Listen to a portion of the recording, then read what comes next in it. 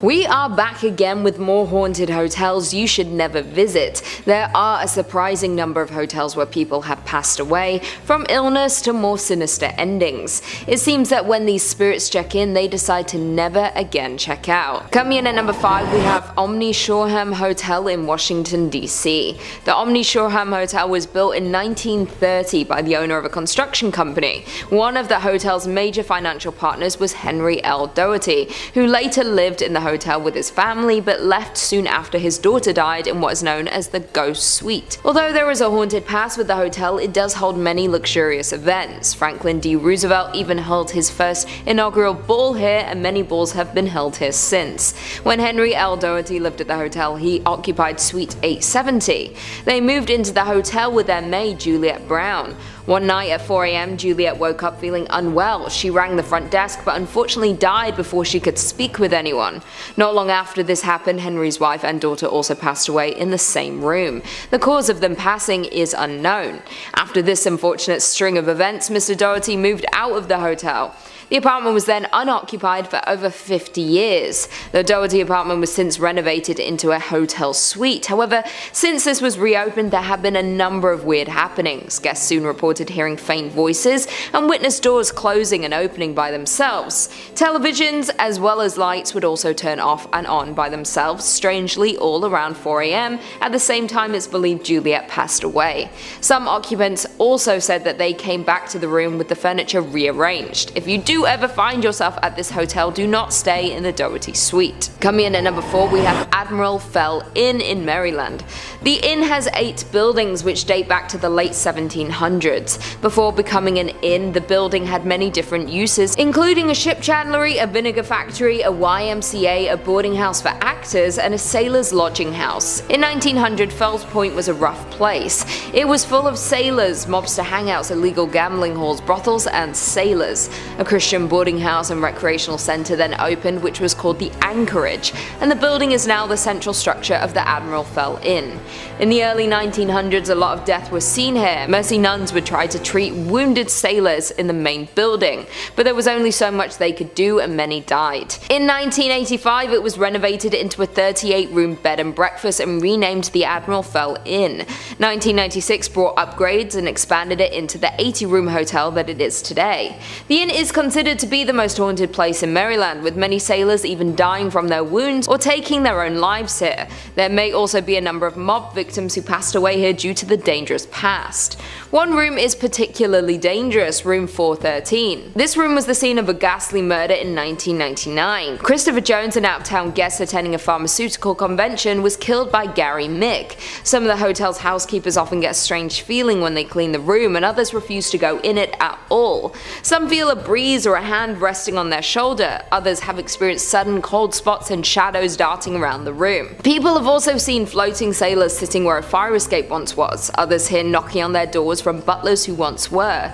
There have been multiple times when the hotel had to be evacuated due to hurricanes nearby. When the hotel was empty and the manager went back in for a last check, they could hear partying from one of the floors, believed to be the old sailors who used to party at the hotel. Maybe if partying with ghosts is what you're looking for, this is the place for you. Coming in at number 3, we have Ballygally Castle in Northern Ireland. The stunning Ballygally Castle was built back in 1625 and is steeped in history. The original castle served as a place of refuge for the Protestants during the Civil Wars. During that time, it was handed down from fathers to sons, and in 1799 it was passed to William Shaw, the last squire of Ballygally. In the early 1800s, the Shaw family lost their wealth and the estate was sold. The castle sits on a beach in Northern Ireland. It has apparently been dubbed the jewel in the Hastings crown. It is reported that while William Shaw and his family lived in the castle, a lot of sinister things happened. William Shaw was driven mad, desperate for his wife to give him a male heir to carry on his legacy. When Lady Shaw did not deliver him a son, he locked her up in a tower at the top of the castle. There are 2 stories about what happened next. One claims that Lady Shaw fell to her death while attempting to escape, while the second goes that William pushed her from the tower. I am tempted to believe the second personally, since then it is said that over 400-year-old ghost still roams the grounds, looking for her beloved children who she was separated from. She has her own dedicated room at the hotel to try and contain the hauntings, but there have still been hauntings with guests. She has been seen wandering the grounds late at night, others have heard her crying from within their room or feeling a presence that is watching over them. This is not a hotel you should visit with your children. If she mistakes you for one of her lost girls, there's no telling what she might do. In at number 2 we have the Stanley Hotel in Colorado. The Stanley Hotel is perhaps the most infamous haunted hotel in the world, and for a good reason. It's said to be so haunted that author Stephen King based his popular novel The Shining on the colonial revival style hotel, which was later adapted into the hit film starring Jack Nicholson. Should you decide to spend a night at the Stanley Hotel, you'll be spending it among a plethora of spirits that are said to haunt the grounds, and not all of them are human. But let's look back to the hotel's haunted history. It was built by inventor Freeland Oscar Stanley, who moved to Colorado hoping to relieve his tuberculosis symptoms in 1903. One season later, he was a new man, no longer weak and frail. He was so overjoyed that he decided to build a sophisticated hotel, and in 1908, the Stanley Hotel opened its doors. Stanley lived until the ripe age of 91, but his spirit is said to still roam the halls of the place he loved. His wife, Flora, also has been spotted in the hotel and is known to play the piano. All ghosts play the piano, apparently. Another spirit is that of a housekeeper named Elizabeth Wilson. She was seriously injured on the property in an explosion, but thankfully survived.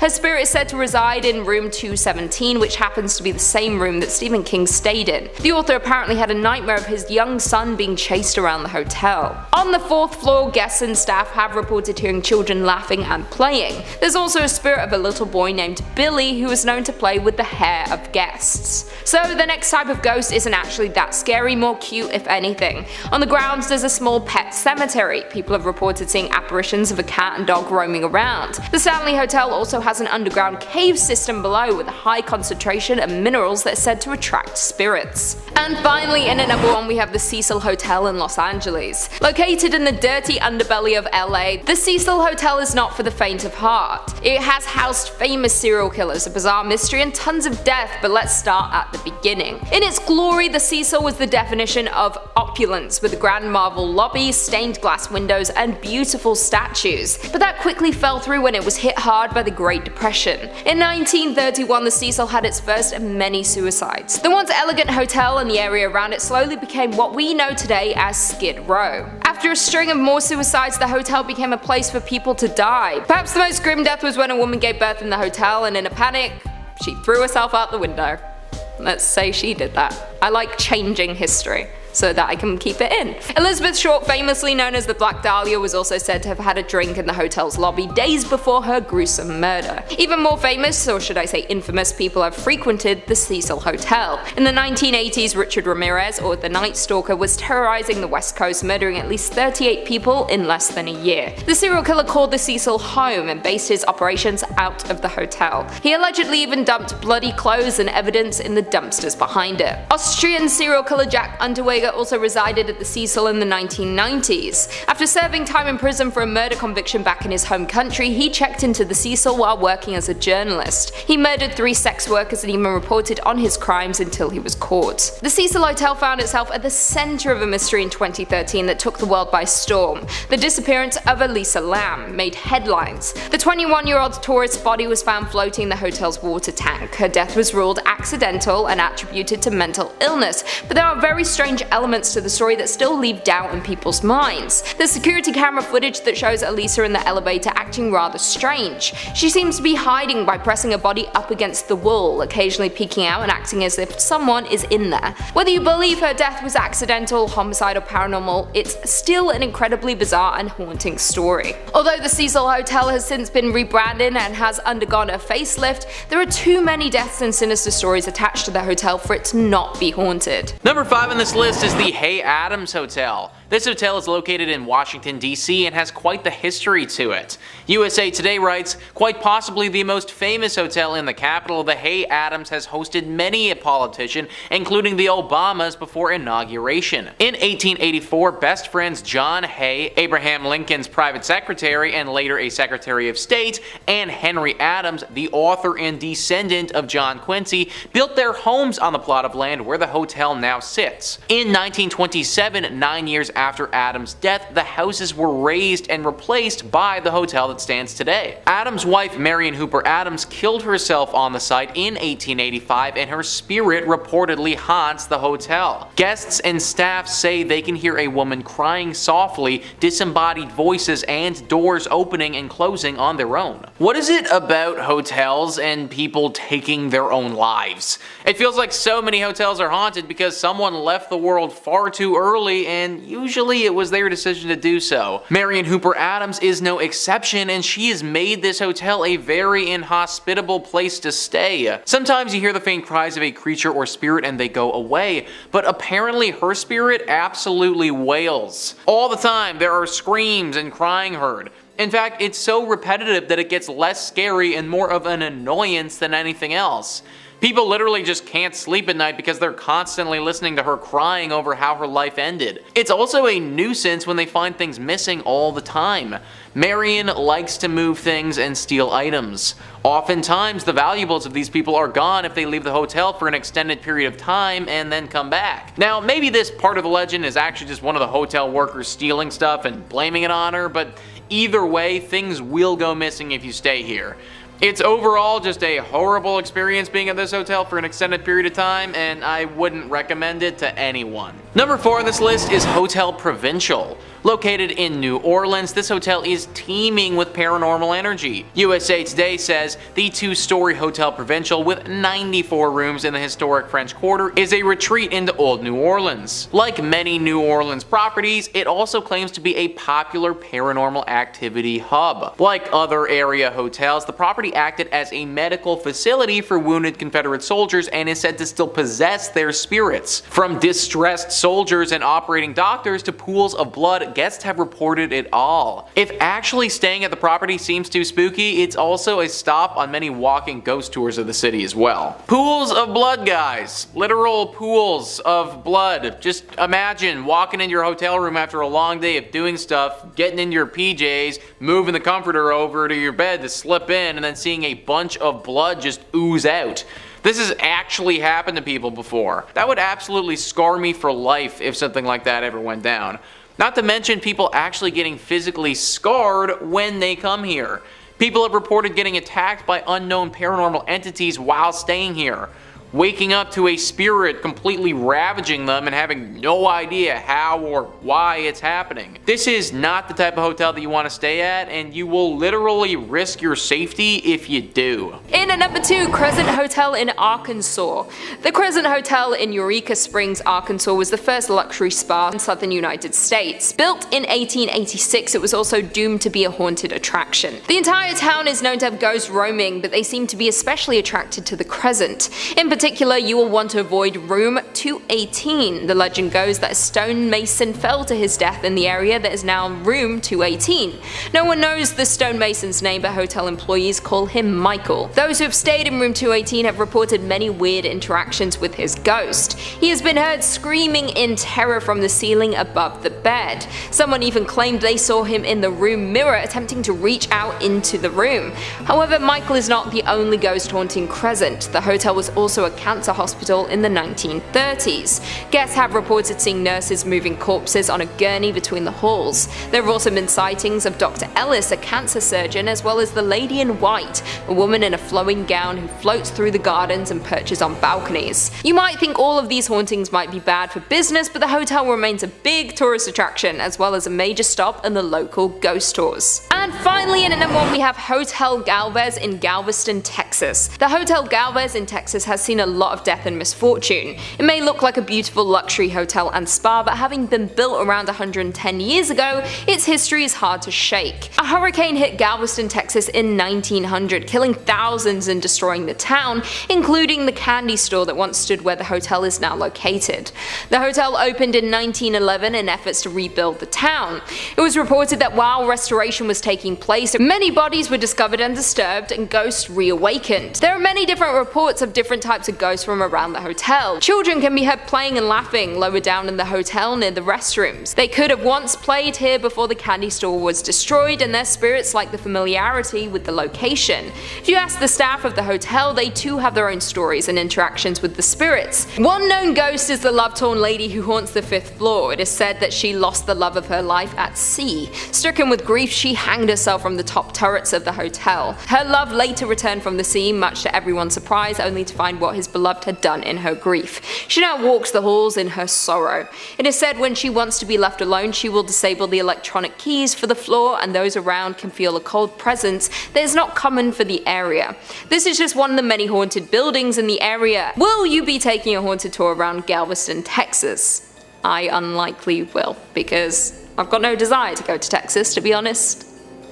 Nothing for me there. Coming in at number 5, we have Clown Motel in Nevada. In the 5th spot is the motel that's horrifying for so many reasons, hauntings aside. If you're afraid of clowns, like most people, I highly suggest you steer clear from this place. Located in Nevada, the Clown Motel is home to over 600 creepy clowns. To make matters worse, the motel's neighbor is of course a cemetery. Why not? It may look like it's straight out of a horror film, but don't worry, the Clown Motel only displays happy looking clowns, as if that's any better. Aside from the clowns, the motel has wood paneling on the walls reminiscent of the 1970s and bedrooms with outdated bedding. For some reason that makes it creepier. Next door is the Old Tonopah Cemetery, where the hotel's haunting is said to come from. Over 300 people were laid to rest there, some dying from suicide, murder, the Belmont mine fire, and a plague that cursed the area in 1902. The cause of it all is still unknown.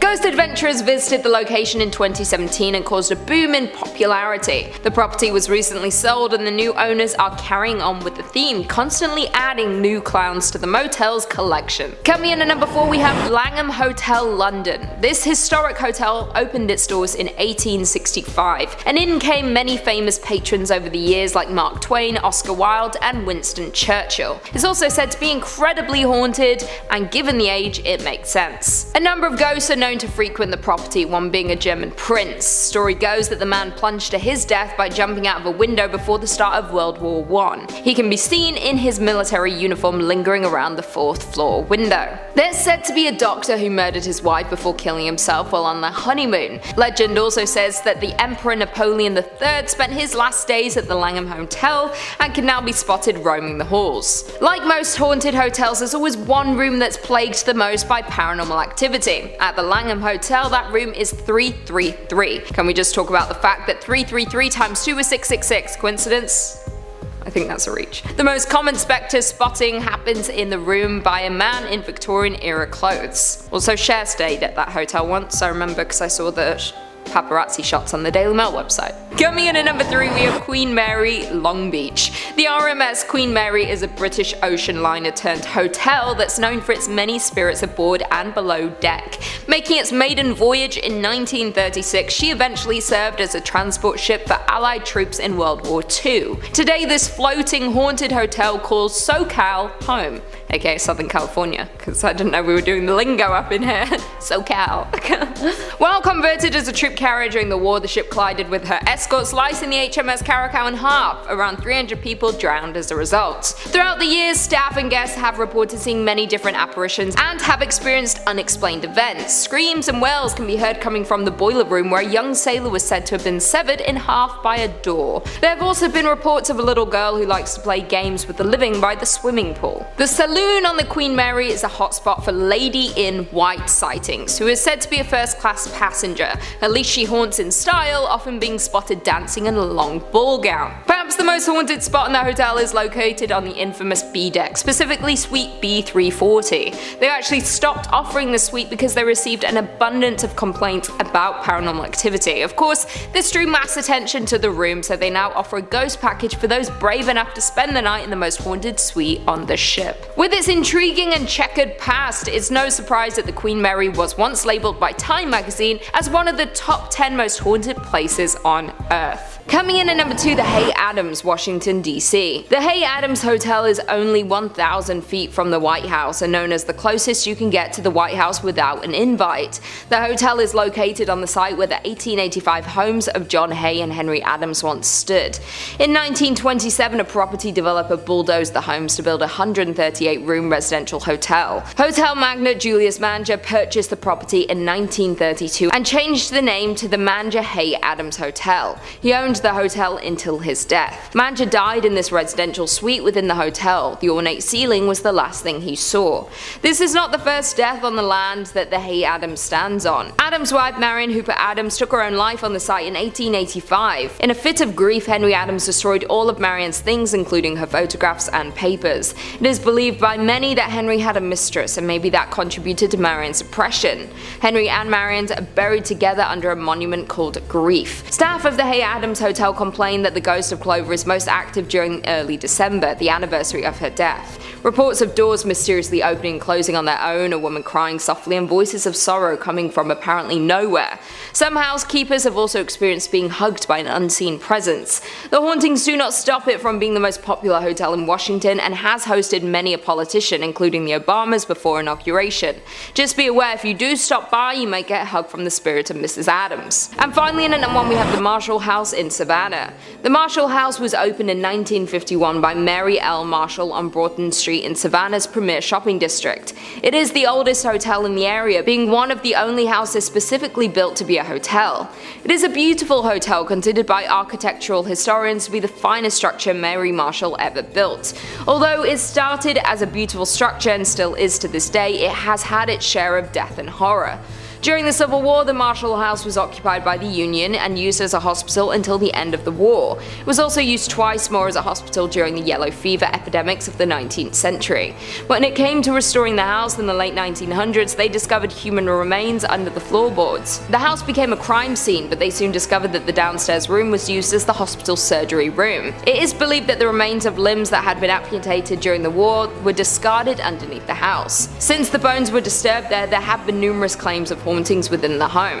Paranormal activity is a frequent occurrence around the hotel to this day. If you choose to stay there, you might notice the faucets turning on and off, lights that inexplicably flicker, electronic items powering themselves, toilets suddenly overflowing for no apparent reason, and disembodied voices that echo throughout the halls. One guest recalled, "A room to be wary of, 306. The loud hall noises in the middle of the night happened on the 4th floor where we just happened to be staying. I've lived in many haunted houses, but Marshall House creeped me out completely. I loved it there, but I could not rest. Yes, it is old and noisy, but there's way more going on there than meets the eye. But what else can you really expect from a city built on top of dead bodies? If you want to sleep through the night, Marshall House is not the hotel for you." Number 5. The Banff Springs Hotel. First opening in 1888, nestled in Canada's Rocky Mountains, the Banff Springs Hotel has played host to a variety of guests over the years, not all of them mortal beings. The Banff Springs Hotel is known for its variety of ghosts, who allegedly haunt its halls, the most benign of which is Sam the Bellman. Sam McCauley was an old man from Scotland who came to Canada and became the head bellman at the Banff Springs. Sam loved his job and often joked that he would work at the hotel forever, even refusing to retire until his death in 1975. In the years since, several guests have reported a bellman in an antiquated uniform matching Sam's description, wandering the halls, asking about their stay, and even helping guests who are locked out of their rooms. Less wholesome is the famous Phantom Bride, who according to legend was married at the hotel in the early 30s. Apparently, before the wedding reception, the bride was making her way up the large marble staircase leading to the Cascade Ballroom to join her husband who was waiting at the top. She tripped on her own dress and fell down the stairs, making her husband a widower in the process. There have been tales of the bride haunting the hotel ever since, with strange crying noises voices being heard in the empty bridal suite, and reports of a phantom bride dancing alone in the ballroom or making her way up the fatal staircase. The most disturbing of the hauntings is the events that took place in room 873. According to legend, a man was staying with his wife and daughter in the room when he went mad and ended the lives of all involved. In the years since, the ghosts of the child and her mother have apparently remained in the room, with guests being awoken by violent screams and finding bloody handprints on the mirror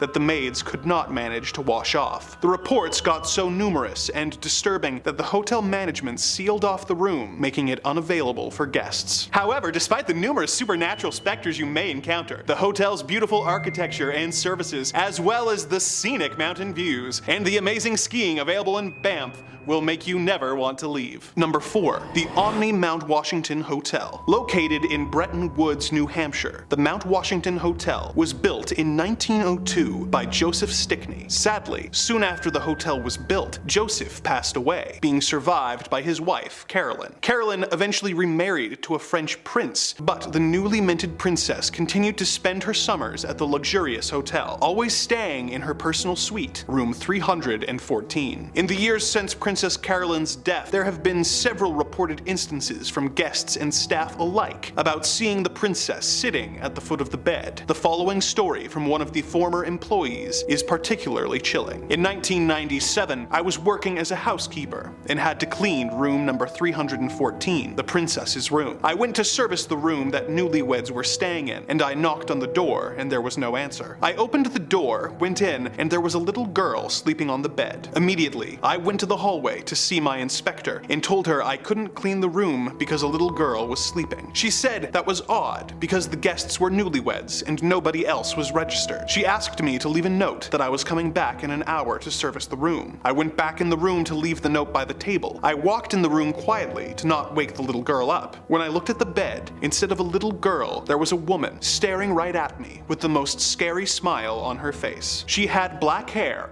and was wearing a white dress. I got chills down my spine, and I just stood there, frozen. She sat on the bed and kept staring at me. I ran out of the room and told my friend, who was also a housekeeper. We both went back in the room, and there was no one there. I still have a hard time remembering that incident, and I get chills every time I speak about it. I have many friends that have worked there, and I heard a lot of scary things that happened. Oh, the day before this happened, my friend and I took pictures of ourselves on the princess's bed. Everybody tells me that I made her upset by doing that. There have also been tales of other areas of the hotel playing host to paranormal activity, such as this story of the ballroom. As I walked into the ballroom late one evening on a night where there was no performers, I heard the faint sounds of an orchestra playing. I thought a rehearsal was going on, and I went to see who it was. There was no one there. No one. As I walked away from the side of the stage, the lights suddenly went out, and the music got louder. It was surreal and very, very scary. I ran to the light switch and saw that it had been turned off. I turned it back on, and the lights went on for a second, and then the switch turned down on its own. The entire time, the music kept playing. I ran out and found security and told them what happened. They went in to investigate and found nothing. No music and no problem with the lights. Despite the various ghosts, the Mount Washington Resort provides guests with stunning views of the mountains and the famously beautiful foliage of the White Mountain National Forest. This combined with the amazing ski opportunities, the on-site golf course, and the fact that it has played host to several famous guests, including 3 US presidents and Thomas Edison, will make your trip a memorable vacation that you'll never want to leave. Number 3 on this list is the Pfister Hotel. This one has been around for a while and has got a lot of people scared who've stayed here. Travel and Leisure says the historic Pfister Hotel opened in Milwaukee in 1893 with elegant interiors and advanced technology for the times, including electricity, individual thermostat controls, and fireproofing, making it one of the most sought-after accommodations in the city. The hotel is supposedly home to a number of spooky sightings. In fact, several MLB players have reported their own personal ghost experiences in the hotel, and some are even too scared to stay there again. So guys, I actually run a podcast all about the MLB. Because I run this podcast, I'm pretty knowledgeable about the MLB. I have literally heard of this hotel before even doing research on this video. Players will flat out refuse to play here now because they get way too scared and can't get any sleep when they're there.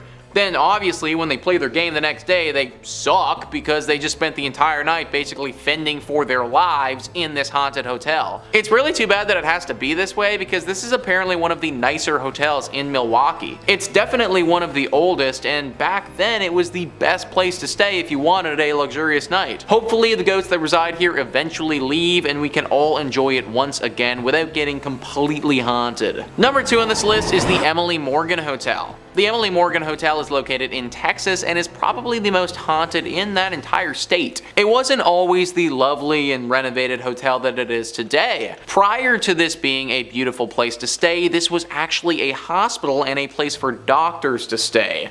Obviously, during that period, it saw a lot of illness and death, and that has tainted the space. But believe it or not though, this isn't the only set of tragedies that this location has seen. Before it was a hospital, before it was anything at all, on this very site where the hotel currently sits was the Battle of the Alamo. The Battle of the Alamo was one of the most critical battles in the Texas Revolution. The battle lasted for 13 brutal days in 1836. It was between the Mexican soldiers and the Texan soldiers. The Mexican soldiers won out and killed every single one of the Texan soldiers who were there defending their fort. This battle is one of the most famous in American history for how horrible and brutal it was.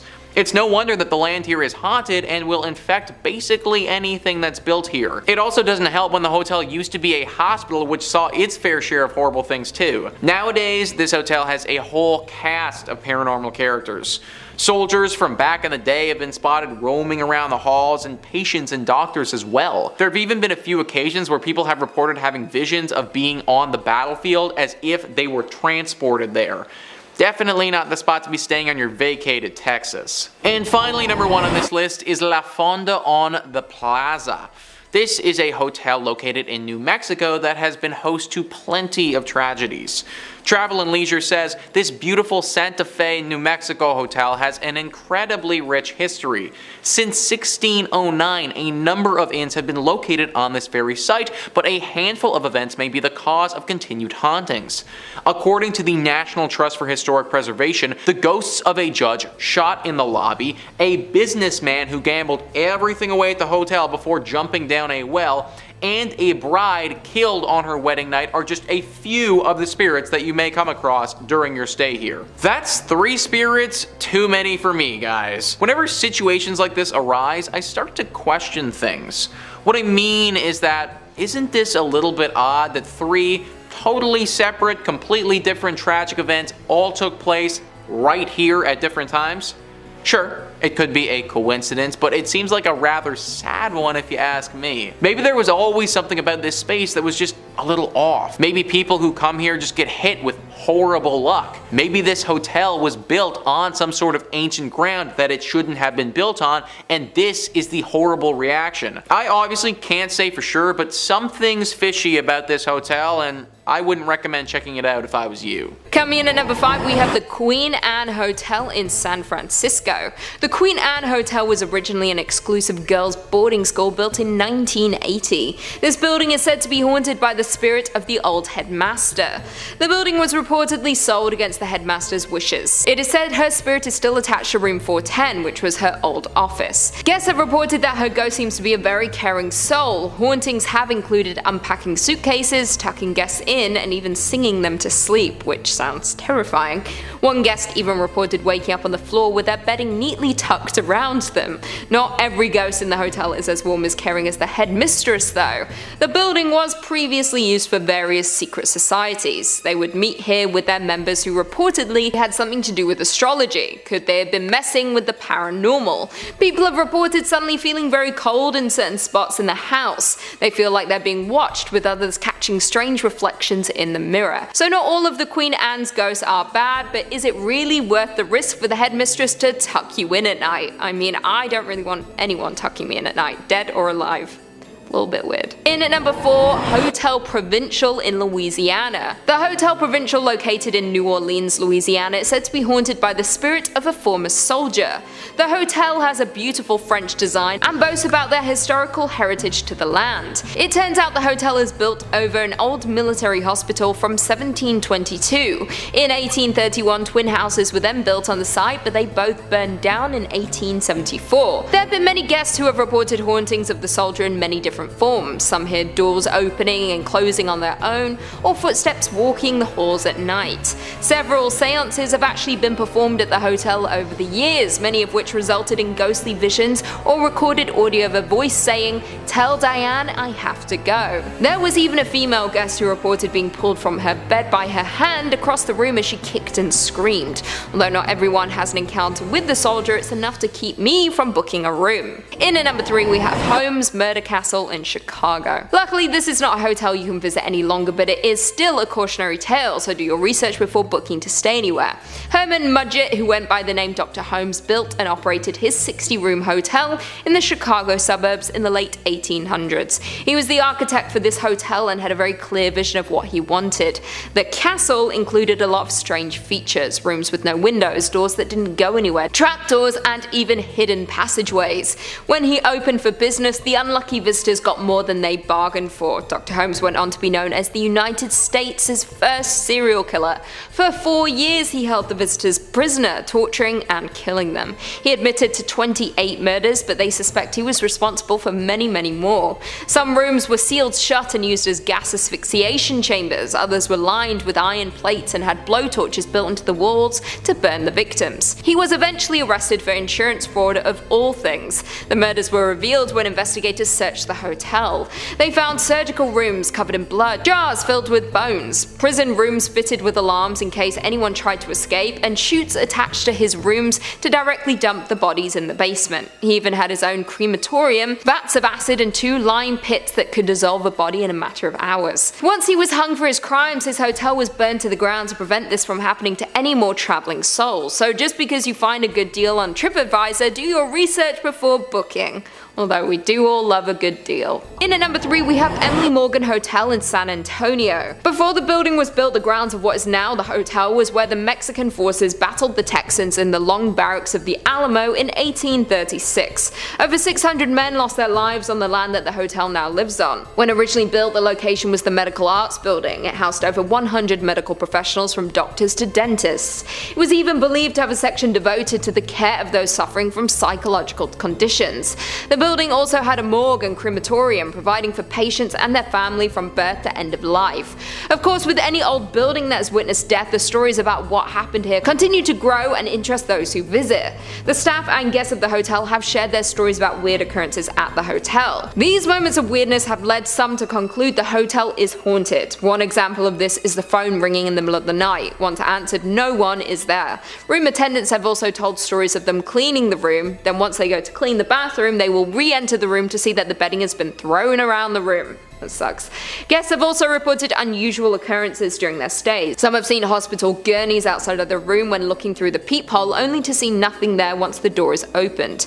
Elevators will stop on random floors where there is no one waiting, as if it has been called by a spirit. Emily Morgan Hotel follows the traditional superstition of a lot of the other hotels and does not have a 13th floor. What many people do not know about the hotel is on the 14th floor there isn't a room 1408. The room number stops at 1407 by design, and the next room is the Duke Suite. When you add the numbers 1408 together, 1408, you get the number 13. Hence the movie 1408, starring John Cusack. Great movie, very scary. Coming in at number 2, we have the Bell Hotel in England. The Bell Hotel was built back in the 15th century. It was first established as an inn way back then and has seen many owners and guests pass through there in its time. Many paranormal investigators have revisited the hotel over the years and truly feel that the site is one of the most haunted in all of Norfolk and the UK. The Bell Hotel itself has been a hostelry since it was established some 16 centuries ago. Some of its period features include wattle and daub walls, Samson's post, Elizabethan wall paintings, a priest's hole, and the original original secret passage out of the inn. If you do happen to find yourself at the hotel, avoid the main suite bedroom. It is said that this room in particular is haunted by the ghost of a hooded monk, who either lived or stayed at the hotel in the past that had taken his own life in that very room. Guests have reported the feeling like they're being watched or a sudden unexplained chill in the air. The second most active ghost of the hotel is that of the old landlady Betty Radcliffe. The landlady died when she was pushed out the window of room 10. Her spirit told to never leave the hotel. Guests have reported her walking around at night checking on the hotel as she once did. Some report knocks on their door, but when they open to see who it is, no one is there. These are just the known ghosts of the hotel. After more than 6 centuries in business, who's to know who or what else is trapped within its walls? And finally, coming in at number 1, we have Dragsholm Castle, Denmark. Dragsholm Slot is one of the oldest buildings in Denmark. The original Dragsholm Castle was built around 1215 by the Bishop of Roskilde. During the Middle Ages, the building was modified from the original palace to a fortified castle. During the Count's feud in 1534, it was so strong that it was the only castle on Zealand to withstand the armies of Count Christopher. In connection with the Reformation, Dragsholm was confiscated by the crown along with all the property of the Catholic Church. As crown land during the period from 1536 to 1664, Dragsholm Castle was used as a prison for noble and ecclesiastical prisoners. Among the prisoners were a number of rather famous inmates such as Joachim Ronno, that old gem, who was the last Catholic Bishop of Roskilde and ironically once owned the place, and James Hepburn, 4th Earl of Bothwell and 3rd husband to Mary, Queen of Scots. James Hepburn is the first ghost to haunt Dragsholm Castle. He was arrested when his boat had to stop in Denmark due to a storm for not having the correct identification papers. Some of his past misdemeanors caught up with him in the shape of an influential jilted former fiancé whose dowry he had run off with, coupled with the fact that it was known the English were keen to catch up with him regarding the murder of his current wife's second husband. The legend says that Hepburn went insane during the 10 years he was locked inside Dragsholm Castle. He spent the time pacing around his pillar until, when he died in April 1578, he had worn a circular groove in the floor that can still be seen to this day. Even though his body was removed from the castle, his spirit remains behind. The ghost of the Earl is heard rather than seen. People report the sounds of horses' hooves in the courtyard, sometimes accompanied by a fully loaded carriage. At some point in the 1930s, while repairing the plumbing, the workmen made a gruesome discovery. At this point, there had already been sightings of a ghostly maiden around the grounds. The tale goes that she was the daughter of one of the many owners of the castle. It would have been totally unacceptable for a lady of aristocracy to strike up a relationship with a commoner, but the young lady, who may have been Selina Bovels, fell in love with the man who worked at the castle. Their secret affair was rumbled by her father, who in a rage not only locked her in a prison cell in the tower, but went so far as to brick her up inside of the wall.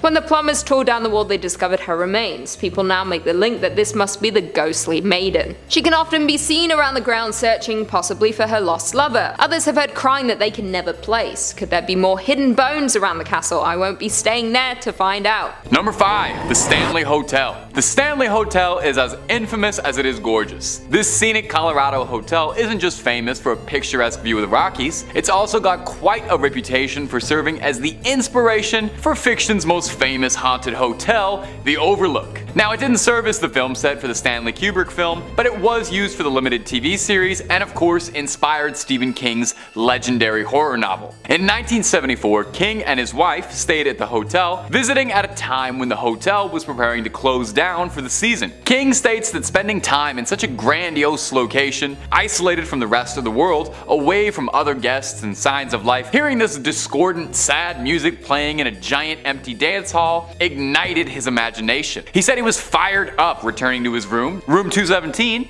and upon pulling back the curtain to his clawfoot tub, imagined, what if somebody died there? And started writing The Shining that night. Now, since it's become known as the Overlook, the hotel has developed a real reputation for hauntings, even being dubbed the Disneyland for ghost hunters at one point. Paranormal enthusiasts come to check out everything staying at the Stanley, and the hotel itself encourages this behavior, offering guided tours. Some highlights include, obviously, room 217, the cursed room from the novel, and it's the most requested room in the hotel. Stories go that in the early 1900s, the head housekeeper was blasted through a floor after a gas leak caused an explosion, and they say that her spirit inhabits the room today, and guests report finding help from the afterlife. Luggage unpacked, lights being turned off, I gotta say, that is some room service. They say that almost every room and cranny of the Stanley is haunted in some way. Is it all just legend inspired by the novel? Or is truth stranger than fiction? You'd have to book a trip up to the Stanley to find out. Take their Ghost Hunters package when you do, and tell them Top 5 Scary sent you. And if you're looking for more horror content and you just can't wait, you don't have to go anywhere off this page. Click through on Top 5 Scary because we have loads and loads of ghost videos for you to enjoy. Cryptids, aliens, scary stories, pretty much anything scary you can shake a stick at, we've got it. So stay subscribed, stay scared, but stay watching this video because we got way more story left to go. Number 4. The Fairmont Banff. Our next entry is one of Canada's most famous haunted hotels, and you know me, I love a local haunt. That's a little pun for you. The gorgeous property is well known internationally, and not just for its stunning views, but apparently because the place is just top to bottom ghost central. Let's take a look at some of the more notable ones that are haunting the property. The most famous specter at the Fairmont is that of the Ghost Bride. That was a Tim Burton movie, wasn't it? Her story takes us back to the late 1920s, and allegedly it goes that a beautiful young bride was dressed in her gown, ready for the ceremony, when something caught her heel, causing her to slip and fall down the hotel stairs, careening downwards, tragically cutting her life short. Since then, hotel staff and guests alike have reported numerous sightings of a weird veiled figure moving up and down the stairs in a long ethereal white gown, or seeing her in the ballroom by herself, dancing alone, waiting for that first dance she never got. Aww. I dance with you, Ghost Bride. The bride is only one of many ghosts though. The Banff doesn't want to give out the room numbers to avoid any trouble, but allegedly a great number of the rooms in the hotel are cursed. One in question is allegedly the site of a brutal crime, and the story has been told and retold countless times over with details swapped around to make it scarier, but it says that a family was all found dead. And since then, guests have reported horrifying things like hearing screams in the middle of the night or finding handprints on the mirror. If you visit the floor the room is supposed to be on, this room will be closed down to keep guests out, although they say it's just for renovations. Go there, check it out, and then decide for yourself if that's all just a cover story. Number 3. The Crescent Hotel. If you're ever making your way through Arkansas, you simply have to stop off at the Crescent Hotel. It's been called the Grand Old Lady of the Ozarks due to its gorgeous old Gothic design and wonderful mountaintop view. It's kind of a shame almost that such a pretty place has such a morbid, haunted history, but that seems to be a running theme with all these delightful old hotels. The more beautiful they are, the more haunted you are. Its problems began during its construction. A construction worker named Michael plunged to his death from the roof, fatally landing in room 218. Unsurprisingly, since then, that room is said to be haunted, with guests reporting bizarre noises being heard from inside. And this is far from the only cursed tale of this hotel though. Before it found a new life as a hotel, the Crescent was a alternative clinic of sorts, run by a charismatic charlatan by the name of Norman Baker, who claimed that the waters of the nearby springs were so refreshing and so restorative that they could cure any ailment you might have. This might surprise you, but this was not true, as Baker did not have even the most minute amount of medical training. He was just a con man with a winning smile and a bunch of $5 words. Patients would check in expecting to be cured for cancer. That was his main operation. He said he could cure cancer. And his cancer cure was just an injection of corn silk and water, which doesn't do anything. Baker would find himself arrested in 1949, but unfortunately for the victims of his scams, their souls wouldn't find peace just yet. All throughout the hotel, guests report ghostly figures, seeing floating orbs passing through the halls, hearing screams, laughters, and strange bumps in the night. One particularly notable ghost around the Crescent is named Theodora, who was once one of the nurses employed there. Well, nurses. They say she hates mess, and many guests report that they'll discover their belongings have been reorganized for them. I love hearing stories about these helpful ghosts that don't haunt you, they just pack up your stuff for you.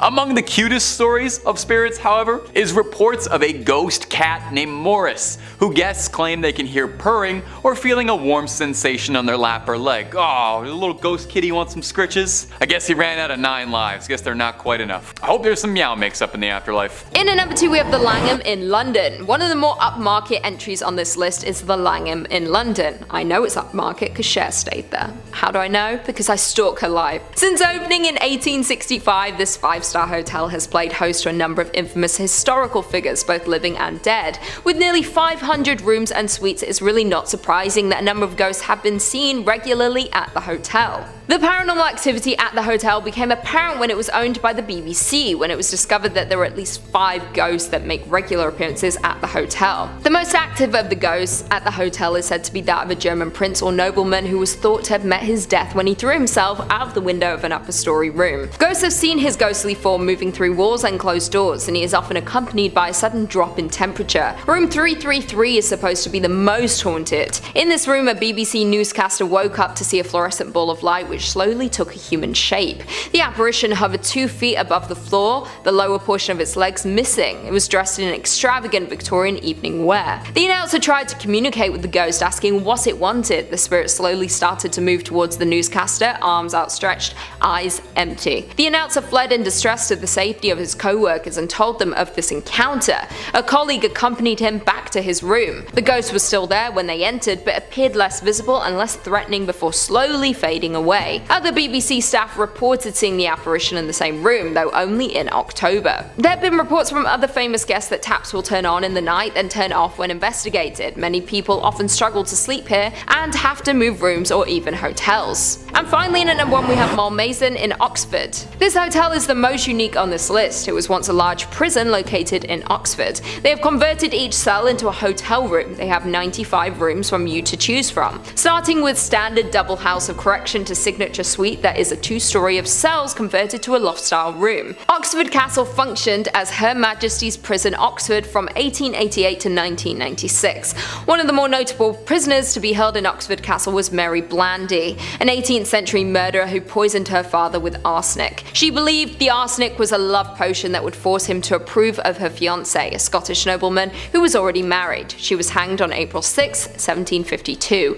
It's said that her spirit still roams the castle to this day. During the Victorian era, it wasn't uncommon for children to be imprisoned inside. The youngest inmate to be held inside Oxford Prison was Julie Ann Crumpling. She was just 7 years old when she was sentenced to 7 days of hard labour for allegedly stealing a pram. Perhaps the most terrifying report comes from one of the security guards who was on his nightly patrol. The security has long been very wary of the location and had experienced several things before such an unexplained sounds, bangs, and the usual phenomena. However, on one dark night when the guards was coming to an end of his patrol, when his dog stopped and shuffled quickly backwards, growling at something in front of him. It was then 2 large shadow figures appeared before him. As anyone would do, he ran as fast as he could. A few days later, his dog died suddenly. He believed he had been frightened to death. You can stay in rooms when prisoners were once tortured and even killed. Although the hotel has been fitted to be a rather comfortable boutique hotel, it does not erase the horrors that have occurred. Sometime in the 1970s, a group were carrying out a sentence in one of the cells when poltergeist activity suddenly erupted. Things got so bad that a priest had to be called to exorcise whatever they had awoken. Would you dare stay here? I wouldn't, although maybe, we'll see. Coming in at number 5, we have the Driskill Hotel in Austin. The Driskill Hotel in Austin is rumored to be alive with the ghosts of the past who reveal themselves to guests of the present. Colonel Jesse Driskill opened the luxurious hotel in 1886. The wealthy cattle baron bought the corner lot of Brazos and 6th Street for $7,500. The Driskill has welcomed high society events and historic political events over the years. In 1934, Lyndon Baines Johnson met his future wife, Lady Bird, at the Driskill. He later used the hotel as his headquarters for the White House Press Corps. Today, guests say the hotel is haunted by Colonel Driskill's spirit. He was known as an avid cigar smoker, and at times guests report the smell of cigar smoke despite the fact the hotel has been smoke-free for several years. They also say Colonel Driskill has a fascination with lights. It could happen by his portrait or anywhere in the hotel. It's very likely Colonel Driskill is checking in on his property. Among the stories of the Driskill is the legend of Peter Lawless. He was a railroad man who lived at the Driskill for 31 years until his death in 1917. Some say his spirit still haunts the hotel today. Guests and employees have reported seeing Lawless in hotel lobby elevators. He can often be seen walking out of the elevator, checking his railroad watch, nodding to the staff, and then disappearing. The spirit of a little girl is also said to haunt the Driskill Hotel. In 1887, 4-year-old Samantha Houston was chasing a bull when she fell to her death on the grand staircase. She was the daughter of a Texas senator. Guests have heard the unexplained laughter of a little girl smell and the sound of a bouncing ball in different areas of the hotel. Samantha's father paid for someone to paint her portrait shortly after her death. It now hangs on the 5th floor of the Driskill. Some say she tries to communicate through it. People say once in a while you can catch her giving a smile and her expression will change in the painting. These mysterious happenings are why the Driskill is known as the most haunted hotel in Texas. It attracts guests looking to encounter visitors from the other side. They are playful, mischievous, very quirky sense of humor when it comes to playing little tricks on people. Coming in at number 5 we have La Fonda on the Plaza in Santa Fe, New Mexico. In the historic district of Santa Fe, New Mexico sits the historic La Fonda Hotel. This old hotel has been providing a pillow for weary travelers since 1922. The location itself has been called home to some kind of inn or fonda since Santa Fe's earliest days. When Santa Fe was founded in 1607, records show that an inn on this location was one of the first businesses established in the new settlement. According to local law, court was held in the original Adobe Hotel, as well as executions, when guilty offenders were hanged in the lobby. Over the years, the hotel was destroyed and rebuilt several times over. As more and more pioneers traveled the Santa Fe Trail, the La Fonda became a popular destination for trappers, traders, mountain men, soldiers, politicians, and the like. The gambling hall continued to be a major feature, however, providing entertainment for military officers and the occasional professional gambler. Fortunes were made and lost here, and one unfortunate person lost his life in 1857 at the end of a rope strung up in the hotel's backyard by a lynch mob. 10 years later, in 1867, the John P. Slough, Chief Justice of the Territorial Supreme Court, was fatally shot in the hotel lobby. Slough was in a dispute with Captain Ryneson, a member of the territorial legislature, when he called Ryneson a liar and a thief. More than a century ago, a distraught salesman who lost his company's money in a card game leaped down a deep well that was located just outside the gambling hall of the Exchange Hotel. Most of the history of the hotel is strung together by a string of tragedies. The hotel has seen more than its fair share of violence and anger. Today, the La Fonda Hotel is said to host not only travelers visiting Santa Fe, but also several ghosts. Some people believe that Judge Slough continues to walk its hallways. However, more often reported is the ghost of the distraught salesman who jumped into the well after losing all of his company's money. The hotel's dining room, called the La Plazuela, is situated directly over the old well, and both guests and staff alike have reported the sight of a ghostly figure that walks to the center of the room, then seemingly jumps into the floor and disappears. In the 1970s, a guest reportedly called the front desk to complain that someone was walking up and down the hallway in front of his room. When an employee was sent to investigate, he saw a tall man in a long black coat disappear into a stairwell. However, when he followed him to the stairs, there was no sign of the mysterious visitor. Today, the La Fonda Hotel is a vibrant historic landmark on Santa Fe's downtown plaza, known for its award-winning architecture and decor unique artwork. Guests don't appear to be put off by the spirits that still live there, with some staying there in hopes of encountering a lost spirit. In at number 3 we have Hotel Chelsea in New York City. The Hotel Chelsea has been a formidable presence on the West 23rd Street since the 1880s, taking up a large section of the block between 7th and 8th Avenues. Over the past decades, the hotel has become a shell of its former self, as ownership has changed hands. We've seen its legendary walls enshrouded in scaffolding, and long-time residents leave as the building is transformed into luxury hotels. A list of notable building residents have called the Hotel Chelsea home, from authors like Mark Twain, Dylan Thomas, as well as Arthur C. Clarke, who wrote 2001: A Space Odyssey there. There is no other building in NYC that has been the home, the muse, and the inspiration for multiple generations of artists. Opened in 1884 as an experiment by architect Philip Hubert, Hotel Chelsea was Manhattan's first cooperative building that catered to the personal and professional needs of inhabitants. It was a social experiment of sorts for a mix of the carpenters, electricians, and interior designers who created the place, in addition to a handful of artists, writers, and singers. From its inception, the 12-story building was a haven for creative types, and it didn't take long for the walls of the common spaces, which at time included dining halls, to become decorated with canvases and murals, some of which were created by the esteemed students of the Hudson River School. But Hubert's social experiment quickly went bankrupt and belly up. In 1905, Hotel Chelsea opened its doors to the world, offering luxury accommodations on Manhattan's West 23rd Street. A few decades later, after plenty of wear and tear, management was forced to lower room prices to mirror the condition of the rooms. During its glittering peak, day-to-day life at Hotel Chelsea was far from glamorous. Tenants would gather to smoke and drink in the hallways of the Victorian Gothic building. Drug use was rampant, and someone was always accidentally setting something on fire. The hotel shuttered to visitors in 2011, and after a series of unsuccessful acquisitions, was ultimately purchased 5 years later by a trio of hoteliers: Richard Bourne and Ira Druckier of BD Hotels, and Sean McPherson of Bowery Hotel and Jane Hotel. The new owners are in the midst of doing a thorough renovation of the ailing space, planned to reopen it in 2019 as a glittering luxury destination. With the hotel's long and complicated history full of every type of person, there have been spirits that have been trapped within the walls. Nancy Spungen, girlfriend of Sid Vicious of the Sex Pistols, was found stabbed on October 12, 1978. She was found on the hotel bathroom floor by the staff. She did not survive her attack. Sid was charged with her murder but died before he could be convicted. The next tragedy that is considered to be quite popular when it comes to the Hotel Chelsea is that of a poet and writer named Dylan Marleys Thomas. This occurred many years earlier than Nancy's on the 9th day of November in the year 1953. In October of 1953, Mr. Thomas arrived in the state of New York, and according to those around him, he had wealth and medical problems. Many claim that he had suffered from regular blackouts and even suffered from medical conditions associated with his heart. In addition to these issues, he also had to carry an inhaler because of the fact that he suffered from a respiratory condition. He became ill during his stay at the hotel. He passed away 3 days later from pneumonia. However, some people believe he was poisoned. Both Nancy and Dylan, along with other lesser-known ghosts, are known to plague their own rooms within the hotel. Some guests have heard screaming from Nancy's bathroom when staying in the neighboring rooms, or waking up suddenly in the night. Others have heard footsteps from outside the rooms, along with running up and down the halls. Currently, renovations continue as of April 2021, with a plan to reopen by the end of the year. Will you visit once the hotel is reopened? Will the renovations make a difference to the hauntings? Probably not. Number 2.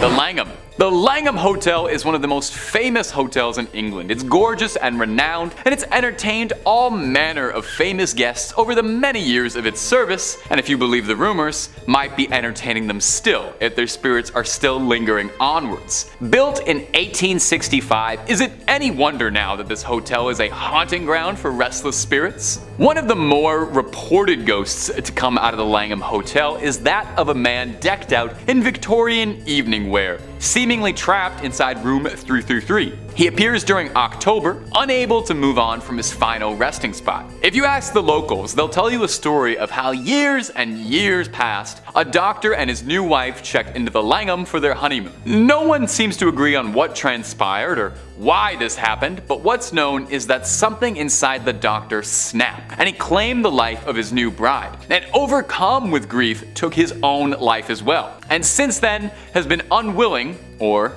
unable to leave. In 1973, a BBC journalist staying in the room woke up one night in October and claims he saw a fluorescent hovering ball of pure light above him in the room, which then materialized as this man in front of him. The man appeared in Victorian era attire, then pointed ominously at the reporter, who fled the room. Yeah, I would probably do the exact same thing, to be completely frank. It's very refreshing to hear someone act so rationally towards a ghost. Guests sometimes complain of this room feeling overwhelmingly hot or lights flickering on and off during the middle of the night. You know, classic poltergeist behavior. The Victorian doctor is far from the only ghost said to reside in the hotel. Alongside Napoleon III, a butler, and a man in a powdered wig are all repeat offenders. So if you head on up to the Langham, keep an eye out for those beloved guests. And number 1, Myrtles Plantation. Our final entry is Myrtles Plantation, said to be one of the most haunted buildings in the entire United States. It's home to many ghost stories and legends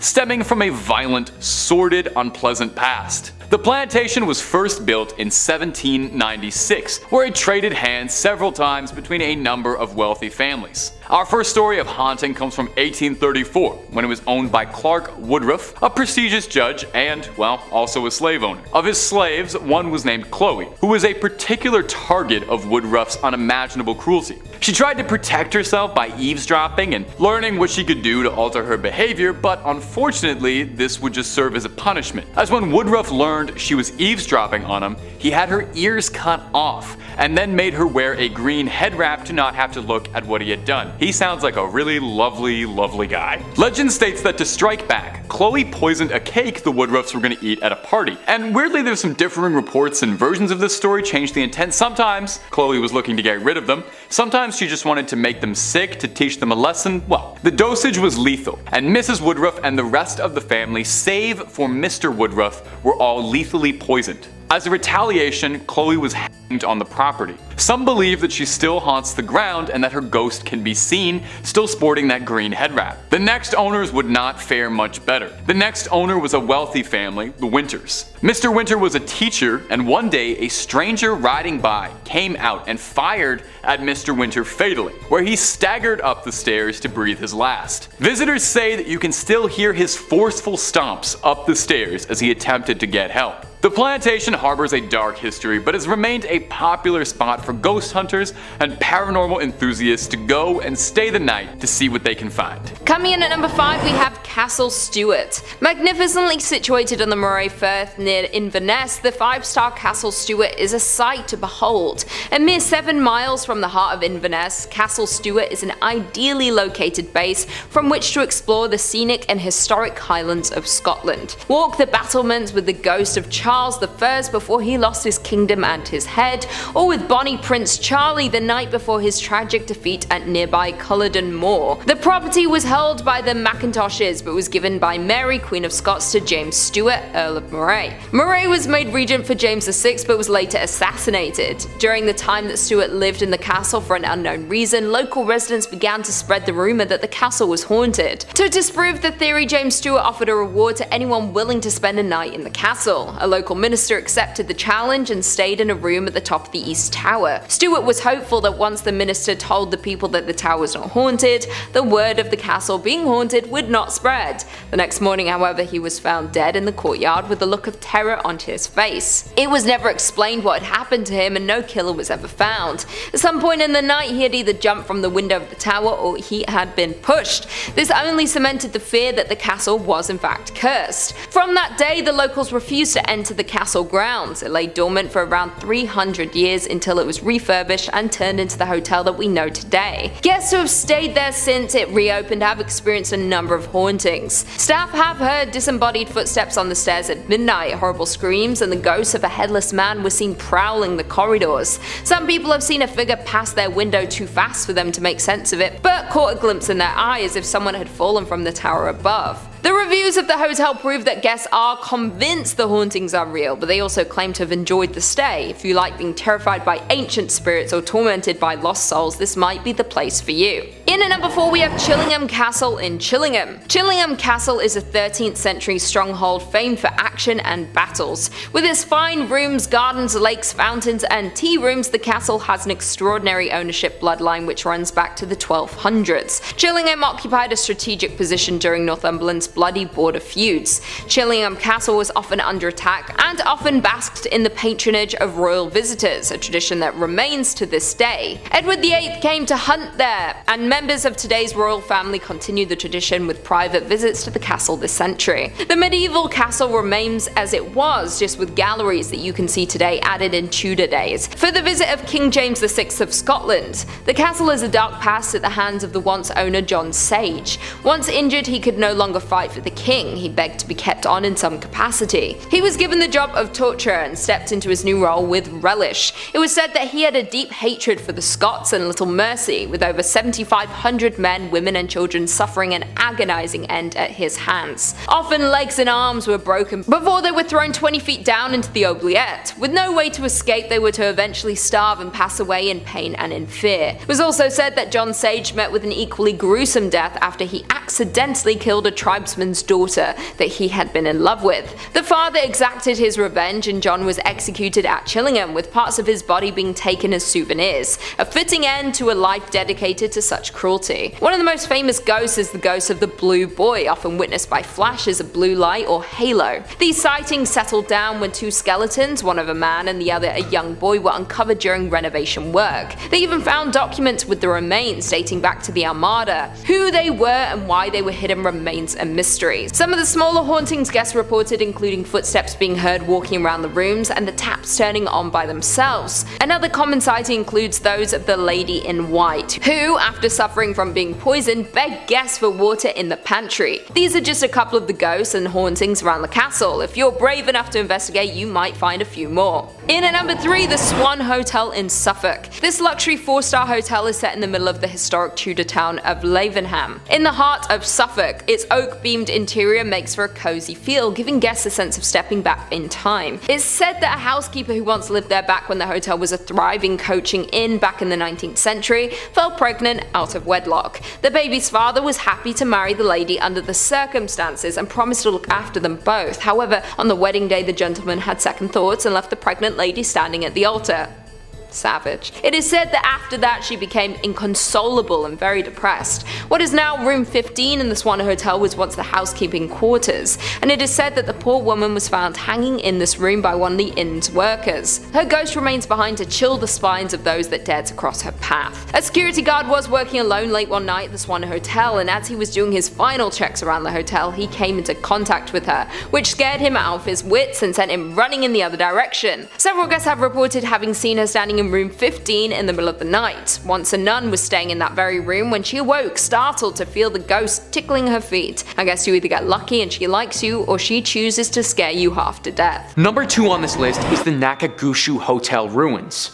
These hotel ruins lie only 50 meters away from Nakagushu Castle. Even though this was supposed to be a hotel, it didn't serve its purpose very well because it's only ever housed one guest. The building of this hotel started roughly 50 years ago in the 1970s against the strong pushback from the Buddhist monks in the surrounding area. The local monks consistently warned the owner of this project to build elsewhere because the site he had chosen was on top of some ancient and sacred graves. The monks believed that building this hotel would anger the spirits of these past souls and they would enact revenge on the members of the hotel. The owner of this site refused to heed their warnings and decided to prove them wrong by spending a night by himself in the half-built hotel. When people found him the next morning, he had completely descended into pure madness, with some even referring to him as being demented. He was so far gone that he had to be admitted to an asylum and treated by professionals. After this incident, the building was halted and it's never been resumed. Today the site is full of vegetation and growth and slowly crumbling to the ground from general decay. Locals still believe that it's haunted with the ancient spirits that were angered 50 years prior,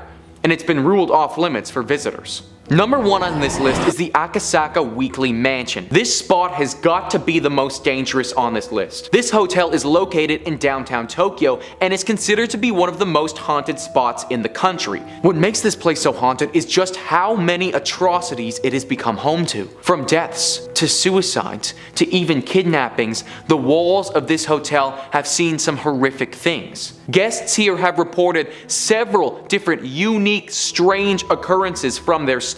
A common report is white mist flowing through the air vents and filling your room. The mist is cold and changes the temperature of that room, so you're practically freezing. Guests have also said that figures will appear in their rooms in the night. This can be at the foot of their bed or in the doorway. Sometimes these shadowy figures just stand and watch, but some guests haven't been that lucky. One woman described standing up and then having this being push them back on the bed, paralyzing them so that they couldn't fight or run away. Another guest describes an incident where they saw a shadowy creature and tried to run to the door. This devilish apparition tripped them to the ground and dragged them by their legs back into the room. They proceeded to attack this individual until they had decided that they had had enough. The person staying in this room came out about this story the next day and showed off her back where she had countless scratches that resembled some strange looking claws. Somebody finally had the bright idea to tear down this hotel. However, instead of leave the area alone, they built another hotel directly on top of it called the MyStays Premier. Similar reports from that hotel have been shared since they switched over. Whether it's the land itself or the horrors that this area has seen previously, something is not right about this hotel in Tokyo. Coming in at number 5, Hotel MyStays Premier Akasaka in Tokyo. The MyStays Premier Akasaka was built on the site of the Akasaka Weekly Mansion. Since opening, the hotel has been linked to countless cases of people taking their own lives and sudden deaths that have reportedly taken place at the former building. Since then, it is a common occurrence for guests to experience the paranormal. One of the most common claims is that an eerie, white mist can be seen filling the rooms. No one knows where it comes from or why, but it can disappear as fast as it appears. There are also often reports of a woman appearing in some of the rooms. She has been seen in doorways or even at the foot of the bed. Guests have reported a cold hand stroking their hair or grabbing them while inside of their room. One woman was even dragged by her hair across her room. Electronical items also appeared to stop working while within the hotel, with some turning off and on mysteriously, then working normally again upon leaving the hotel. It seems like you'd be safe choosing another hotel in this area. I would not like to be dragged across my room while trying to enjoy my holiday. Coming in at number 4, we have Bourbon Orleans Hotel in New Orleans. When it opened in 1819, the Orleans Theatre and Ballroom became the setting for European operas and entertainment for Creole society in New Orleans. The 1,300-seat theatre quickly placed New Orleans on the map as the opera capital of the United States throughout the 19th century. By 1881, both the Orleans Theatre and Ballroom had been acquired by the Sisters of the Holy Family for use as a school, orphanage, and convent. The Sisters of the Holy Family were at the location for 83 years until the need for expansion pressed them to sell the property to hotel interests. The stories of the ghosts in the hotel seem to spread over each era of the hotel's history. There is something about the ground the hotel is built on that seems to keep spirits locked there. There is the story of the Confederate soldier. He is known around the hotel simply as the Man. He has been known to haunt both the 6th and 3rd floors. Many people have seen him standing around on these floors, and sometimes his footsteps can be heard walking around. A yellow fever hit New Orleans around the time that the nuns were running their convent. They cared for sick children who had been orphaned. Due to this, there are spirits of nuns and little girls who have been seen around the hotel. The most frequently told tale is of a little girl. You can hear her light footsteps walking around from time to time, and some have even seen her rolling her ball and chasing it down the 6th floor corridors. The final well-known ghost to inhabit the Bourbon is that of the Lonely Dancer. She has been seen dancing underneath the ballroom's crystal chandelier. Others have commented on how they could see someone stood behind the curtains within the ballroom, yet when they look to see who is hiding, no one is there. Seems she wants to be included in the lavish events, but must only watch from afar. In at number 2, we have the Banff Springs Hotel in Alberta. The Fairmont Banff Springs, formerly known as the Banff Springs Hotel, is a historic hotel in Banff, Alberta. William Cornelius Van Horn, another founder of the railroad, had the idea to build a hotel on the land. When construction began of the railroad in this area, they stumbled across several mineral springs. Seeing the great opportunity, William commissioned a grand hotel be built at the location. Construction started and they relied heavily on Chateau-esque style architecture for inspiration. After 2 years of construction, the Banff Springs Hotel opened its doors in 1886. Quickly became known as one of the top 3 mountain resorts in North America. Its great reputation stands to this day. It has hosted historical figures such as King George VI and his wife Queen Elizabeth. The hotel is now open for over 130 years. A lot of guests have visited in that time, and it is believed that not all of them may have left. One story that has always been told between guests is one of the ghost bride. The story goes that her and her fiancé had booked in for a lavish wedding at the hotel. They had their entire family booked into the hotel, and it was looking to be a beautiful celebration of their love. On the morning of their wedding, she got into her dress and prepared herself for the big day. Unknowing to her, what came next was tragic. She wanted to make an entrance into the wedding and decided to descend down one of the marble staircases. She slipped on her dress and frantically reached for something to stop her. She fell a great height to the bottom of the stairs, in front of all the guests and her fiancé. They watched in horror, unable to do anything. They rushed to her aid, but it was too late. She was already gone. The wedding party had to leave the hotel in an attempt to move on from the tragedy, but the bride could not. Her soul was trapped inside of the hotel. It is said she now spends her days walking down the same staircase, hoping to reach the bottom and greet her loved ones, but she never will. This is a common sighting for guests of the hotel. You can feel a chill run down you if you walk those steps today. Some guests have even heard crying echoes across the marble floors, unable to see what might be causing it. Maybe one day she will find peace in the afterlife, but right now she continues to haunt the halls of the hotel. And finally, in at number 1, we have the Fort Garry Hotel in Winnipeg. The Fort Garry Hotel is located in downtown Winnipeg. It opened for the first time on December 11, 1913, and once again has links to the railway. It is one of many hotels owned by Canada's Grand Railway Hotel. It has been designated as a National Historic Site of Canada due to its long history. Any hotel that has been open as long as this one is bound to have some ghosts sticking around. The most haunted room in the hotel seems to be room 202. Many years ago, a woman woman and her husband checked into the hotel for their visit to Winnipeg. It is said that the husband had left to run an errand, leaving his wife at the hotel for a short time. When he didn't return for hours, the wife became worried. She then got a call from the police that he had been involved in a car accident. He did not survive the crash. Stricken with grief, the woman spent many days in the room locked away. She then decided to take her own life as she could not go on without her husband. Since then, the room is said to hold her angry spirit. Both staff and guests have made similar reports of seeing blood dripping from the walls. One woman claimed that during her stay in the room she was awoken twice by the feeling of someone getting into bed with her. The ghost is not only confined to the room, others have seen her in the hotel lounge, sat in a corner dressed in all black, crying over her lost love. She is not the only ghost at the Fort Garry Hotel though, simply the only one who can be identified. There are also reports of a man. He has been seen at the foot of guests' bed while they sleep. When they awake to confront the intruder, he disappears. One employee once entered the dining hall and saw a man sat at one of the tables. He called to the man that he would have to leave. He went to get help, but when he returned, the man was gone. Number 5 on this list is the Green Hills Hotel in the town of Ebino. Currently out of business, this hotel hasn't been allowing visitors since it closed down in 1992. The hotel was already under speculation of being haunted simply due to its eerie exterior and its slow corrosion. That didn't stop 2 men from exploring it last year though and finding something extremely unsettling. The 2 boys were in search of ghosts at this hotel and wanted to see if any of the rumors were true. They initially noted feelings of anxiety when they entered the building, but that skyrocketed when they got to the 6th floor. Entering one of the guests' bedrooms, they found a corpse lying on the bed and staring up at the ceiling.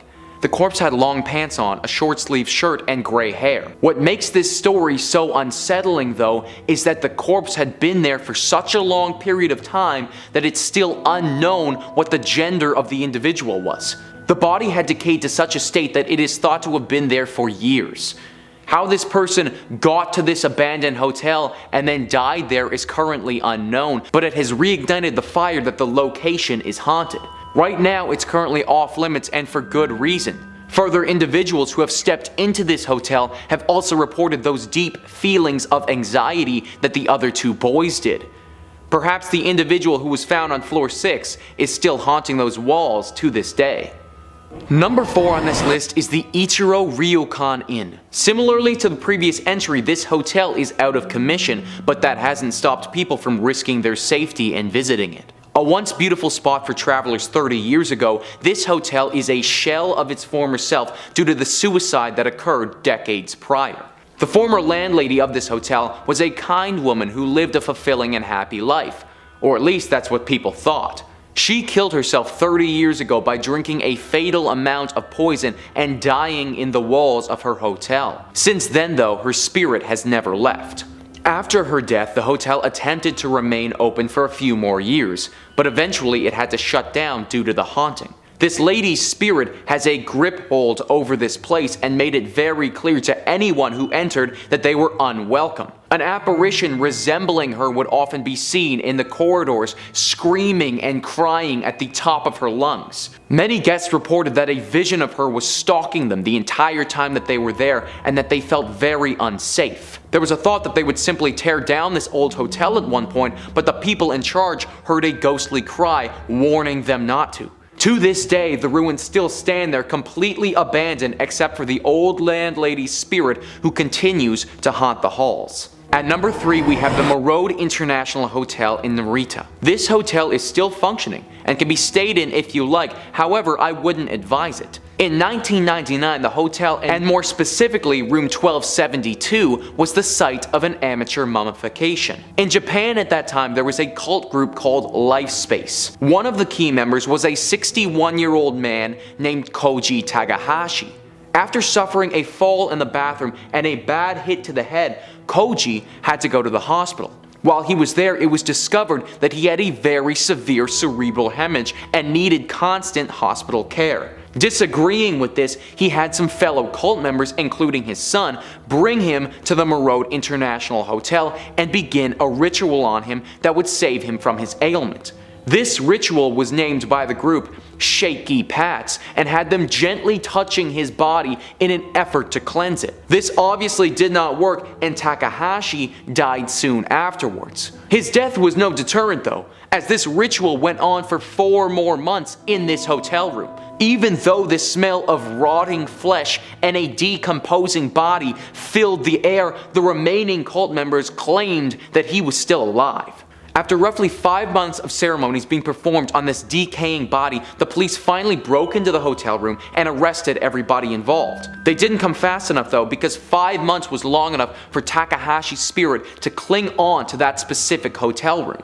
Now, guests of that room consistently report hearing strange sounds coming from apparently nowhere. They also say that they hear the drops of water or running tap water, but when they go and check the washroom, nothing was left on. After having a dead body decompose for 5 months in that room, it's no wonder that this hotel is haunted. Number 3. The Stanley Hotel. The Stanley Hotel was opened in 1909 by the American inventor and entrepreneur Freeland Oscar Stanley. In the years since its opening, it has developed the reputation as being one of the world's most famous and influential haunted hotels, having been described as the Disneyland for ghosts. All throughout the hotel, paranormal activity is reported, with vacuums being turned off or having their plugs torn out of the walls at any given moment. But there are 3 consistent sites of ghost activity on the premises that we will explore. The 4th floor of the hotel was originally a cavernous attic, before eventually being converted into the living quarters for the female employees, their children, and nannies. In the years since, it has been converted into guest rooms, but the spirits of the past are still known to stick around. Guests have reported seeing their closet doors opening and closing on their own, and hearing the sounds of children running around and giggling while they play. In room 428, guests have reported seeing the ghost of a friendly cowboy appearing at the corner of the bed, who is believed to be the spirit of Rocky Mountain Jim Nugent, a guide from the late 1800s who was known for only having one eye after being attacked by a bear. Another haunted location is the concert hall, which was built by Stanley as a gift for his wife Flora, who can often be heard playing her piano late into the night. Another spirit who can be found in the hall is a former employee named Paul, who used to enforce the 11 p.m. curfew and who now nudges guests and workers who are in the hall late at night and will sometimes flicker the lights and tell them to get out. Most infamous is room 217, which is apparently haunted by the ghost of a housekeeper named Elizabeth Wilson. She apparently flickers the lights, moves objects, and will even unpack the guests' luggage. She is, however, somewhat old-fashioned and will literally try and drive a wedge between unwed couples who share the bed, with several couples describing a cold force coming between them in the night and the man's bags being packed and left by the door in the morning. Although this has never been confirmed, when the movie Dumb and Dumber was filmed in the area, Jim Carrey stayed in room 217 and was so scared by something in the room that he ran out of the room half naked and screaming in the middle of the night. The hotel was on the verge of being closed down until an author and his family stayed at the Stanley in 1974, the day before it closed for the season. They were the only guests, and the large, empty, ornate hotel left them feeling extremely uneasy. When the author and his wife stayed in room 217 that night, he had a vivid nightmare about his son being attacked in the hallways, and when Stephen King awoke, he had the idea for his best-selling novel, The Shining. In the years since the novel's publication and the release of the film adaptation by Stanley Kubrick, the Stanley Hotel has embraced its spooky reputation, offering ghost tours, having a television channel that plays the film on a loop, available for guests, and even constructing an elaborate hedge maze in order to make the hotel more like the fictional Overlook Hotel it inspired. The Stanley Hotel is a must-visit site for paranormal and horror fans that they'll never want to leave. And if they get lost in the hedge maze, they never will. Number 2. Ruthin Castle. The Ruthin Castle in North Wales was built in the early 1200s by Edward I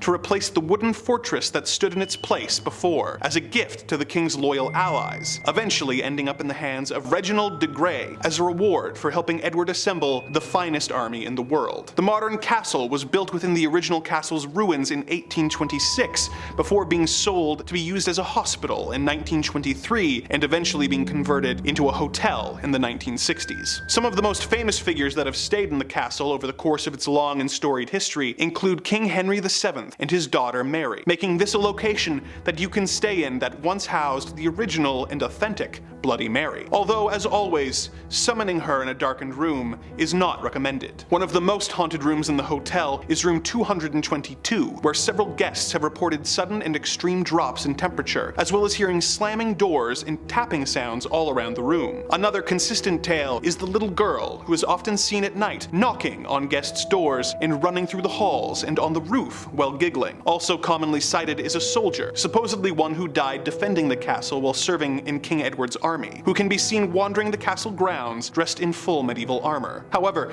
the most infamous apparition is the ghost of Reginald de Grey's wife, Lady Grey. She apparently caught her husband having an affair and in a jealous rage dispatched the mistress with an axe. She was sentenced to death, and her body was not allowed to be buried on consecrated grounds and was instead buried outside the castle walls. Perhaps due to not being able to receive a proper burial, many guests and employees have reported seeing Lady Grey wandering the castle grounds as well as the rooms on the upper floor and in the banquet hall, still carrying her axe. Despite its creepy history, this hotel is known for treating its guests like royalty, providing them with a variety of different rooms at different price points and having a world-class spa, as well as the ability to participate in a medieval banquet and tours of the grounds, the dungeons, the drowning pool, and the whipping pit, making this one castle you won't mind being laid siege in. Number 1. The Emily Morgan Hotel. Located in the American city of San Antonio, Texas, this Gothic-style building, built in 1924, was originally a medical center with its own hospital, morgue, crematorium, and psych ward. It operated in this capacity until it closed in 1976 and was eventually converted and reopened as a hotel in 1984. Although no longer a hospital, some guests have reported hearing hospital carts being wheeled up and down the halls and smelling the distinct smell of antiseptic on the 14th floor. On the 7th floor, where the psych ward operated, there are reports of a ghost bride who is known to wander the halls and wake guests with terrifying screams. In the basement, which used to house the crematorium, employees report the smell of burning flesh and the apparition of glowing floating orbs,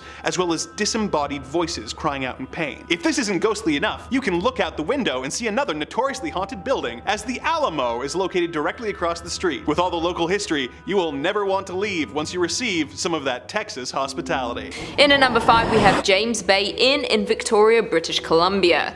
The James Bay Inn opened in 1911 and is the third oldest hotel in Victoria. The hotel has continued to operate, only closing briefly during the war. The hotel was built so that every room has a view outside and access to fresh air. This was the most important thing to the architects. The hotel bought enough land that there is nothing blocking guests' view. In 1942, the hotel was purchased by the Mother Cecilia's religious order. From then until 1945, the hotel was run as St. Mary's Priory. During this time, the building had its most famous visitor, the Canadian painter Emily Carr. The Canadian painter Emily Carr was a patient at the Priory during her illness. It was here that she spent her final days and finally succumbed to her illness. Many believe that her spirit did not pass on. It could have been that she has unfinished business, a painting she had yet to finish. In the final days before she died, she was made aware she was to be awarded an achievement for her life's work, an award she did not live to see. The room that was used for the sick in 1945 has since been refurbished a number of times. It is now a men's room leading off from the pub. It is believed that her spirit is unhappy that where she had her final moments has been turned into a restroom. There are reports that she likes to play around with the ghost. She will call the phones in the rooms at night. When answered, no one is there. She has also been seen to appear at the end of the beds watching people sleep at night. She was also once seen in a mirror of the washroom. The scared guest told others, but no one else saw her on investigation. In at number 4 we have Fairmont Royal York in Toronto. Opened in 1929 by Canadian Pacific Hotels, the Fairmont Royal York in Toronto has been a member of historic hotels worldwide since 2017. When it first opened, the hotel was the tallest structure in the entire British Empire. Within a year, the demand for the hotel grew so much the hotel already had its first renovations to add more rooms. Like most other hotels around that time, the hotel was designed as a chateau and Art Deco style architecture. This hotel has also hosted royal family members King George IV and Queen Elizabeth during their royal visit to Canada. The hotel is believed to have at least 4 ghosts who like to walk the halls of the historic hotel. An author named John Robert Colombo wrote the book Mysteries of Ontario. In the book, he mentioned a ghost that he came across during his stay at the Fairmont Hotel. According to the book, he saw an apparition of a man. He said he was a grey-haired man in a maroon jacket. He saw the man in the hallway of the 8th floor. Others have also reported seeing the man in different areas of the hotel. There is another story about a young woman who used to work work at the hotel. The former employee once went missing during her shift.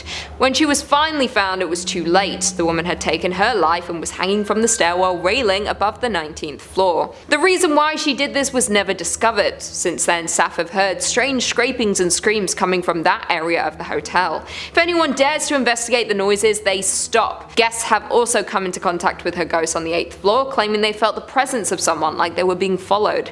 As mentioned before, there are believed to be more ghosts in the hotel. The hotel is so grand in size that hauntings have occurred randomly over many floors. One electrician claimed he often feels cold spots when working on the hotel with no reason as to why. In at number 3 we have the Fairmont Chateau Laurier in Ottawa. The Fairmont Chateau was originally commissioned to be built in the early 1900s by Charles Melville Hayes. Charles was the president of the Grand Trunk Railway.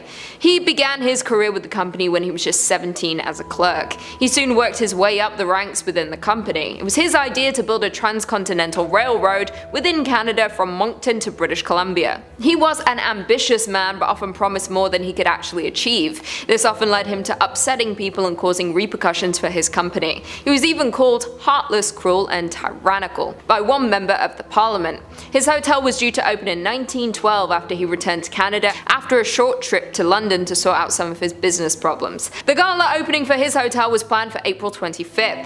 That's my sister's birthday. Just so you all know. He bought a ticket to travel back on the 10th of April after hearing his daughter back home was struggling with her pregnancy. He was due to arrive in New York on April 17th in order to make the gala. Unfortunately, Charles, along with his wife and staff, were on board the RMS Titanic. Charles is said to have helped the woman in his family safely get to the boats, but he himself would not make the trip. He was brought back to Canada to be laid to rest. His hotel did open after a amount of time to mourn his passing. Although he was not there when the hotel opened, it is rumored his spirit still remains within the walls. Likely his spirit felt it had some unfinished business, having died so suddenly and tragically. One visitor from 2008 stated that the hotel was definitely haunted. She claimed her floor in particular was haunted, and she felt incredibly scared during her visit. Taps would turn themselves on mysteriously, as well as footsteps in the hallway. She did also state it would not stop her from visiting again though. Maybe the beautiful castle is worth a scare. In at number 2 we have Hawthorne Hotel in Salem, Massachusetts. The Hotel Hawthorne has been one of the most cherished landmarks in Salem for a century. The hotel was a joint venture for the town, looking to build their first hotel to service visitors. They decided to name the hotel after author Nathaniel Hawthorne, who grew up in the town. Opening in July of 1925, the new magnificent destination offered 150 outstanding guest rooms, as well as a 2-story lobby complete with a mezzanine and balcony. It even attracted series of illustrious guests, including the likes of Betty Davis and Johnny Cash, but it was the television sitcom Bewitched that brought the Hawthorne Hotel its greatest fame. In 1970, Elizabeth Montgomery, her real-life husband Bill Asher, and the rest of the cast and crew stayed at the Hawthorne Hotel while filming episodes for the show. The hotel was flooded with calls asking if it was the Bewitched Hotel for years after the Salem saga first aired. Bridget Bishop was one of the poor women accused and convicted of witchcraft. Was said to have owned an apple orchard upon which the hotel was later built. Many guests maintain that they have encountered her very spirit within the hotel. In front of the 6th floor's room 612, the apparition of a woman is often seen standing still. From time to time, she will wander up and down the hallway where room 612 is located. Within the room, guests have complained of the sensation that they are not alone, as if someone else is sharing the room with them. And inside room 325 of the 3rd floor, there have been several reports of hearing an unseen baby crying, lights turning off and on, and even the water faucets turning on and off. Others have reported numerous unidentifiable sounds. One particular employee refuses to work nights ever again. During his evening shift, after cleaning a room, he went to get supplies and returned to find the room's entire configuration changed around. With the hotel being built in Salem, there is no telling just how many tortured women still roam on the land, all dying in horrific ways their spirits have struggled to pass on and accept their fate. And lastly, in at number 1 we have the Stanley Hotel in Colorado. The Rocky Mountains are home to a hotel that's widely considered one of the most haunted places in America, and it has ties to a renowned horror film. The Stanley Hotel in Colorado is said to be haunted by several different ghosts, from past owners to children and even a couple pets. Along with its haunted reputation, the colonial revival style hotel also inspired author Stephen King to write The Shining, one of his most popular novels that was adapted into a 1980 film starring Jack Nicholson. The Stanley Hotel was built by inventor Freeland Stanley, who moved out out to Colorado hoping that the fresh air and plentiful sunlight would relieve his tuberculosis. When he arrived in 1903, he was weak and underweight, but after just one season, hotel staff says his health was restored. The hotel says Stanley was so overjoyed that he vowed to return each summer and ended up building the hotel to bring a level of sophistication to the region. The Stanley Hotel opened in 1909. Stanley died in 1940 at the age of 91, but his spirit is still said to roam the hotel. Specifically, staff says he's been spotted in the hotel's billiard room and bar. Stanley's wife Flora has also reportedly been spotted in the hotel and is known to tickle the keys of a piano. Another ghost that's been said to show up is a former housekeeper of the hotel, Elizabeth Wilson, or Mrs. Wilson. Tour guides say Wilson was lighting lanterns in room 217 when she was seriously injured in an explosion. She survived the blast but passed away years later. Now it seems Wilson is a regular in room 217. Guests report items being moved, luggage being packed up, and lights going off and on. It also seems Wilson is rather conservative. Guides say she's not a fan of unmarried couples. People who aren't married have reported feeling cold presence between them while in bed. On the 4th floor, guests have also reported hearing children running around, laughing and playing. Guides say that's where nannies and kids they watched would spend much of their time back in the day. Not all of the hotel's purported ghosts stand on two legs. There's a pet cemetery on the grounds that guides say is the final resting place of some of the owner's animals. Staff says the ghosts of a cat and a dog have been roaming around. Could this cemetery also be the inspiration for King's novel Pet Sematary? It definitely seems possible. Guides end their tour in a cave system below the hotel, where staff says there's a higher than average concentration of limestone and quartz, which is believed by some to draw spirits to the property. Do you dare visit the Shining Hotel?